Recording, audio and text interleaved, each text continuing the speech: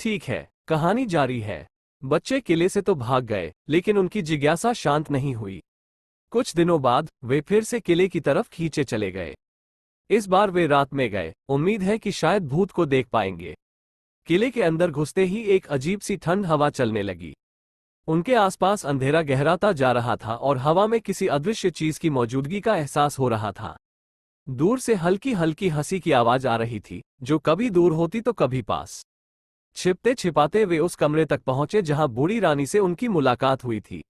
अचानक कमरे का तापमान और गिर गया और उनकी सांसें रुक सी गईं। एक काला घना साया कमरे के कोने से उभरा। उसकी लाल आंखें चमक रही थी और एक बेफिक्र सी हंसी उसके गले से निकल रही थी। डर इतना हावी हो गया कि वे हिल भी न सके। आवाज कानों में गूंजने लगी, तुम मुझे ढूंढ रहे थे, अब देख लिया।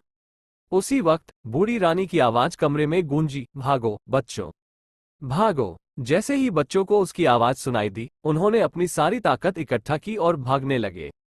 भूत उनके पीछे आ रहा था, हंसी और गुर्राते हुए। वे दौड़ते हुए किले से बाहर निकले और गांव की तरफ भागे। जब तक वे गांव पहुंचे, उनका पूरा शरीर पसीने से तर था। उन्होंने अपने अनुभव को सबको बताया, लेकिन किसी ने उनका विश्वास नहीं किया। गांव वाले बोले, तुम बच्चों ने ज्यादा खोपड़ी हिलाई होगी, इसलिए दिमाग खराब हो गया है। लेकिन अगले सुबह पूरे गांव में सनसनी फैल गई। किले के पास एक पेड़ के नीचे एक बच्चे की लाश मिली। उसका चेहरा डर से सफेद पड़ गया था और उसकी आंखें खुली रह गई थीं। वही बच्चा जो रात को किले में गया था। गांव वालों को अब यकीन हो गया कि किले में कुछ अशुभ शक्ति है।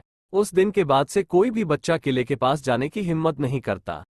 लेकिन रात में कभी कभी गांव वाले दूर से हंसी की आवाज सुनते हैं, जो